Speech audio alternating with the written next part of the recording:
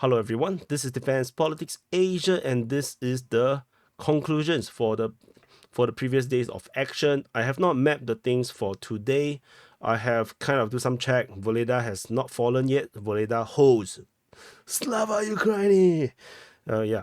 So it is what it is. But there is seemingly some updates. The Deep State UA also published another map update, so soon.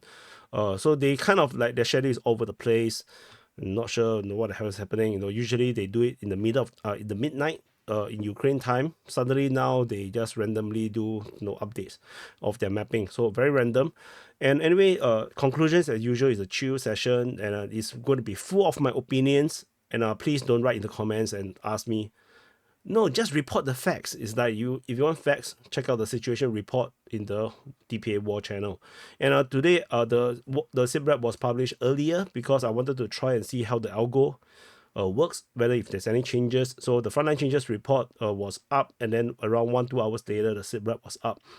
And both videos done badly because both videos cannibalize each other. So yeah, so that's why the videos are set apart, because I need to give them airtime to breathe. Anyway, going to the Ukraine war situation, the latest. So we look at the Voleda situation.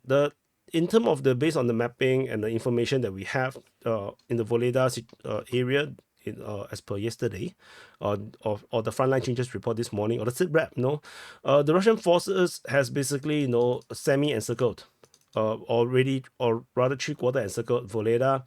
The Ukrainian forces are stuck, and the Russians are continuing their offensive, not just in the Voleda region alone.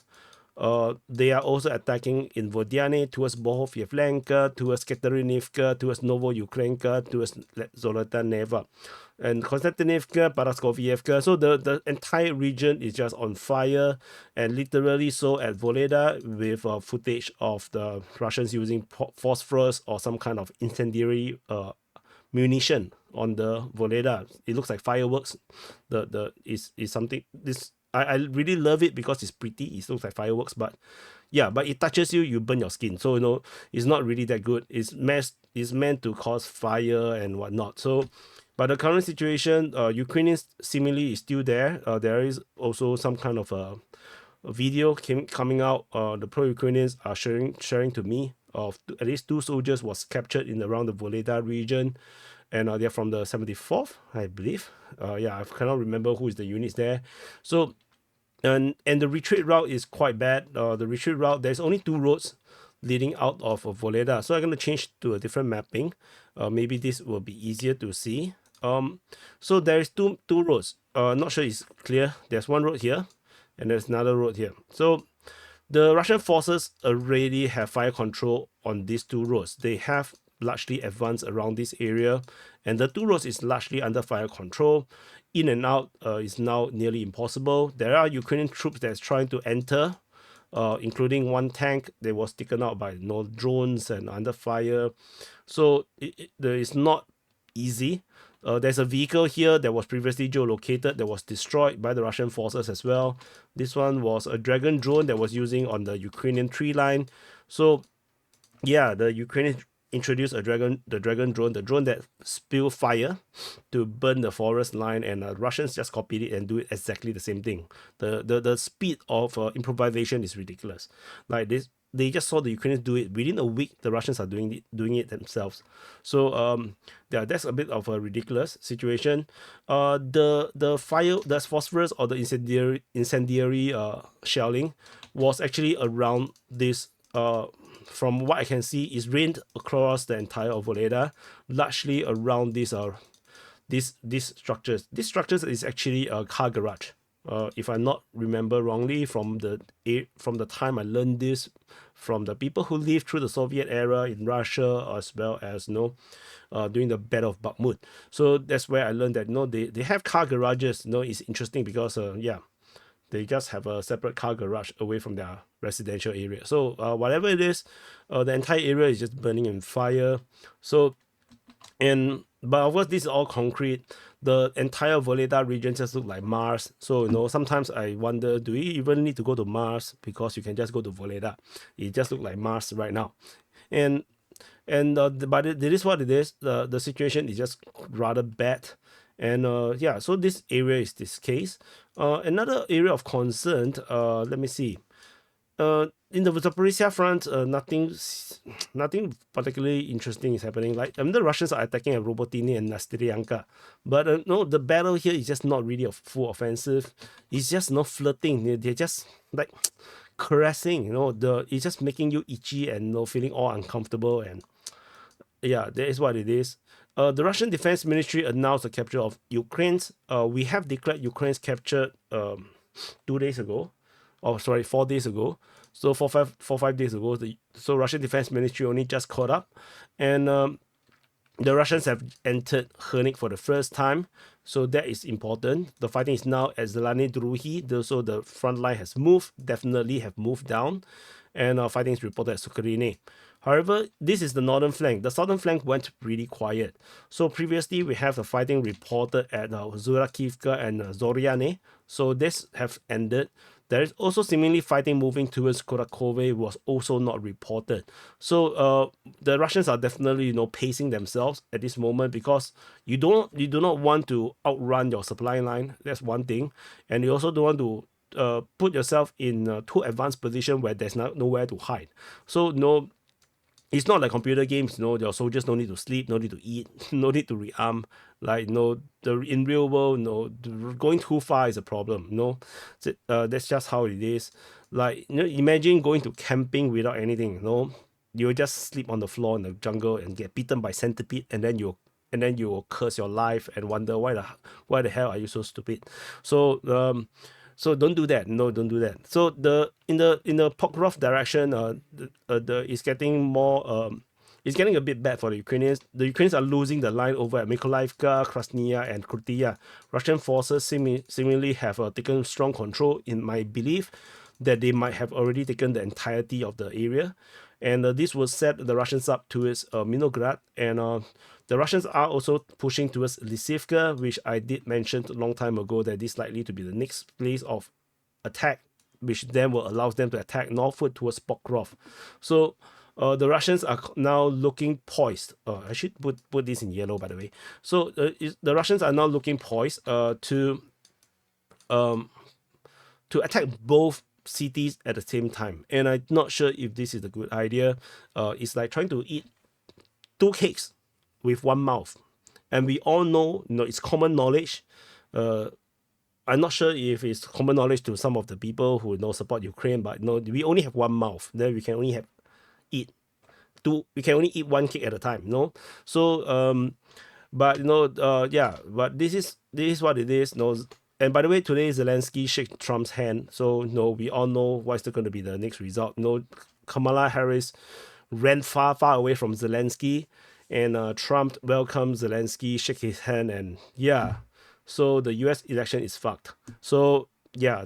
So please start to prepare. The World War III rations. Start to plant some potatoes. And then do some indoor farming. I'm not sure. Doomsday is coming. So yeah.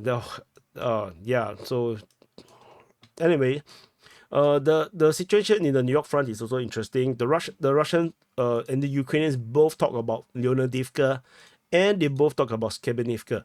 No, they're both not talking about Nelipivka, which means the front line pretty much have officially gone into this area here, Leonidivka and Skrebnivka. But interestingly, the Deep State UA, I saw their latest update, and I was like, I was just curious, because I'm not ready to map it in yet. So I was just taking a look. What the hell, they say there's an update in New York. So the latest update from Deep State? It's still the same map, just that the Russians now take more of the village here. For me, it's like, what the fuck? It's like everyone is talking about Leonidivka, Skrebnivka, Thorax. No one talks about New York anymore. No one even talks about Nelipivka. Oh, in the Deep State US mapping, the Russians have taken this area. I was like, what? So yeah, I mean, it is what it is. So let's continue to monitor the situation. I mean, yeah, they have to do their job.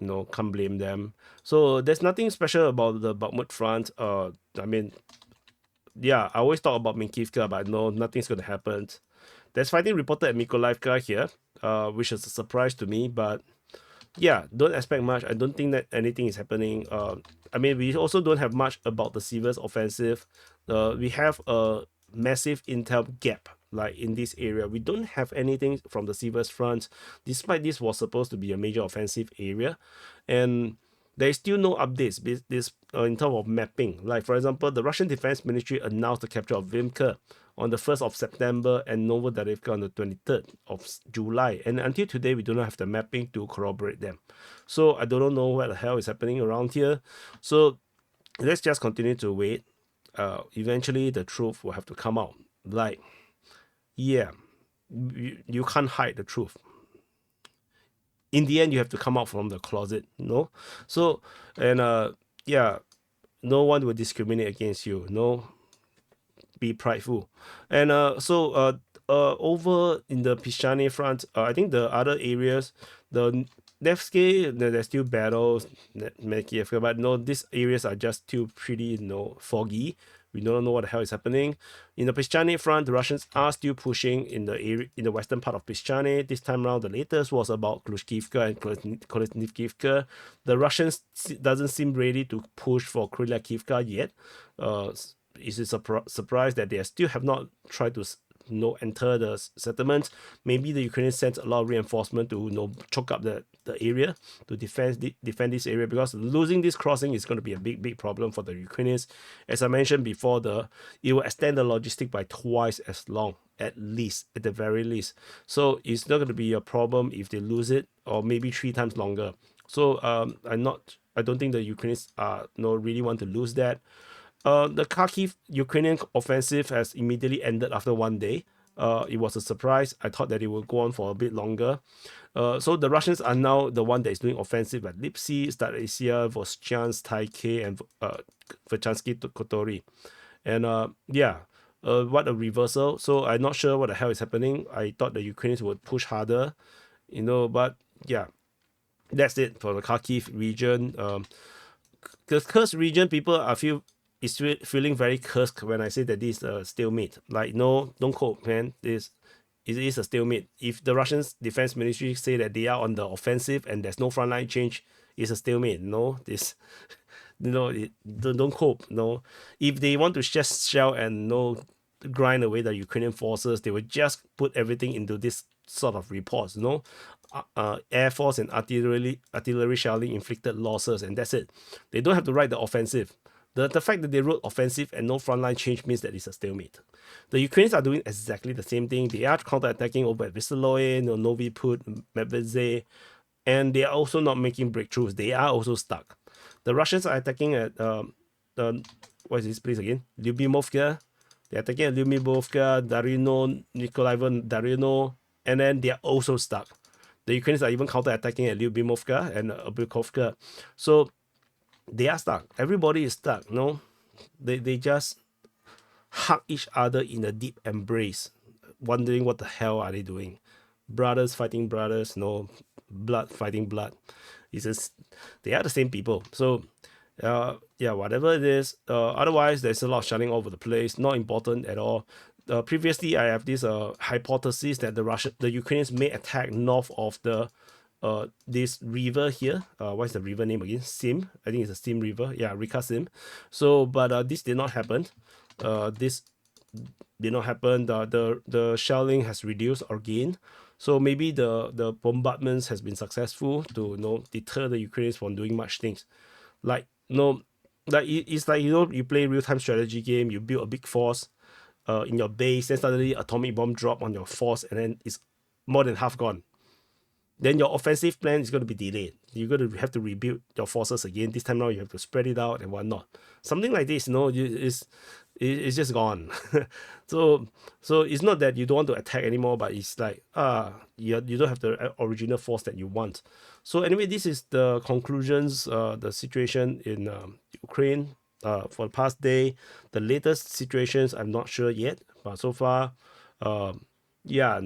nothing super significant that jumps out at me, at least for now.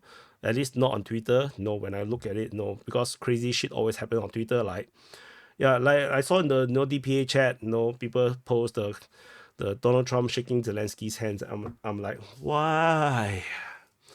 Anyway, thank you for watching. Press the like button, subscribe, and I'll see you guys in the next update.